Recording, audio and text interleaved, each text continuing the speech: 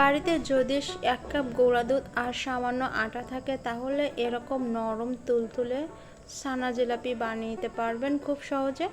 যারা মিষ্টি বানাতে একদম পারেন না তারা আজকের ভিডিও দেখলে একদম পারফেক্টভাবে মিষ্টি বানাতে পারবেন। রেসিপিটি পারফেক্টভাবে বানাতে সাথে থাকছে অনেকগুলো টিপস অ্যান্ড ট্রিক্স।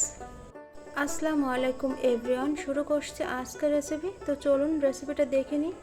ফার্স্টে একটা মিক্সিং বোলে 1 কাপ গুঁড়া দুধ নিয়ে নিচ্ছি, তার সাথে দিয়ে দিচ্ছি হাফ কাপ আটা, ফ্লেভারের জন্য দিয়ে দিচ্ছি সামান্য এলাচের গুঁড়া, স্বাদ মতো লবণ।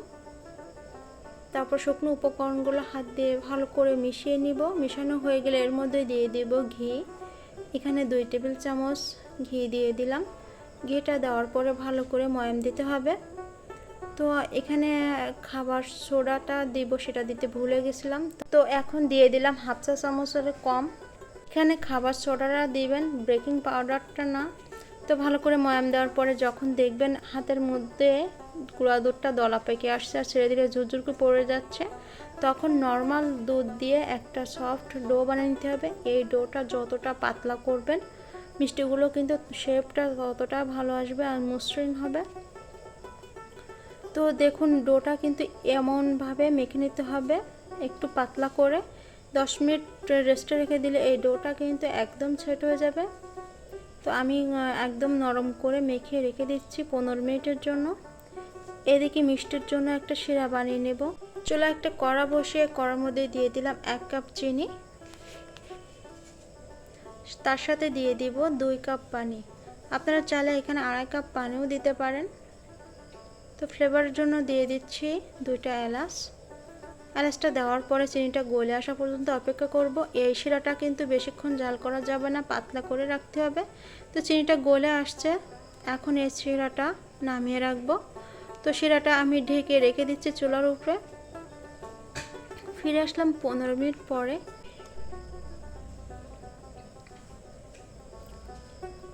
তো দেখুন হাতে কিন্তু এই ডোটা লেগে যাচ্ছে না, তার মানে এই ডোটা একদম সেট হয়ে গেছে।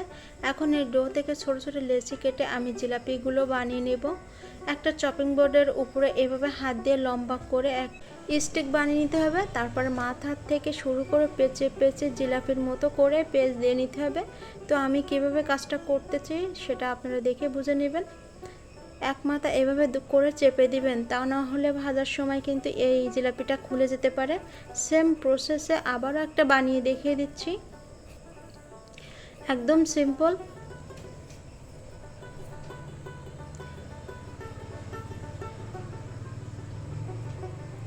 দেখলেন তো এই জিলাপিগুলো বানানো কিন্তু খুবই সিম্পল। সেম প্রসেসে সবগুলো জিলাপি একইভাবে বানিয়ে নিয়েছি। এখন এগুলো তেলে ভেজে নিব। চুলা আগে থেকে কড়াই তেল বসিয়ে রাখছিলাম, তেলটা কুসুম গরম থাকা অবস্থায় এই জিলাপিগুলো এর মধ্যে দিয়ে দিব। কোনো রকম চুলার আঁচটা কিন্তু হাইটে করা যাবে না, একদম লো রেখে কিন্তু এই জিলাপিগুলো ভেজে নিতে হবে। যখন দেখবেন তেলে বুদবুদ শুরু হচ্ছে, যত সময় তেলের উপরে জিলাপিগুলো না ভেসে উঠছে তত সময় জিলাপিগুলো কিন্তু নাড়ানো যাবে না। তো দেখুন তেলের উপরে কিন্তু জিলাপিগুলো ভেসে উঠছে। একটা চপস্টিক দিয়ে জিলাপিগুলো উল্টিয়ে দিব।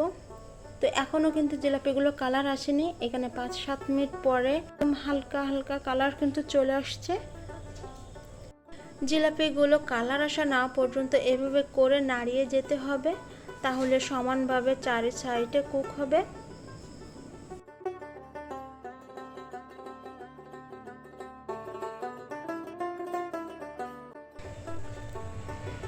তো জিলাপিগুলোর কালার কিন্তু চলে আসছে। এখন চুলার আঁচটা হাইটে করে এই জিলাপিগুলো তেল ঝরে উঠে নিব। জিলাপিগুলো যখন তেল থেকে উঠে নেবেন তখন চুলার আঁচটা হাইটে করে দিবেন, তাহলে জিলাপির ভিতরে যে এক্সট্রা তেল থাকে সেটা বের হয়ে যাবে। বাকি জিলাপিগুলো একই প্রসেসে ভেজে নিয়েছি।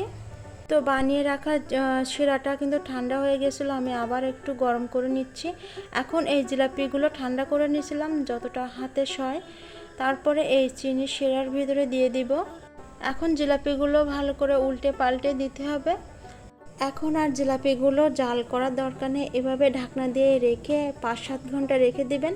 তো আমি সারা রাত এই জিলাপিগুলো রেখে দিয়েছিলাম। তো সারা রাত জিলাপিগুলো রাখার পরে ফুলে কিন্তু ডাবল হয়ে গেছে দেখুন। এখন প্লেটে পরিবেশন করে দেখিয়ে দিচ্ছি। তো দেখুন কালারটা কতটা জুসি হয়েছে, একদম দোকানের মতো, তাই না?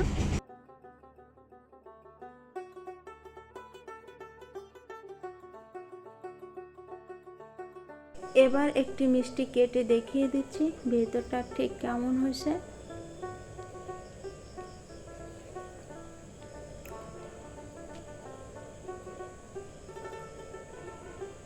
দেখুন কতটা নরম আর জুসি হয়েছে।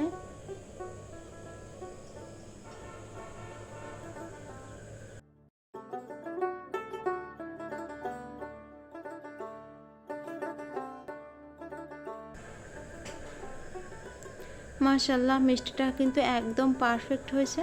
বাসায় একবার হলো এই রেসিপিটা ট্রাই করবেন। তো আবারও কথা হবে নতুন কোনো ভিডিও নিয়ে। আজকের মতো এখানেই বিদায় নিচ্ছি। ভালো থাকবেন, সুস্থ থাকবেন। আল্লাহ হাফেজ।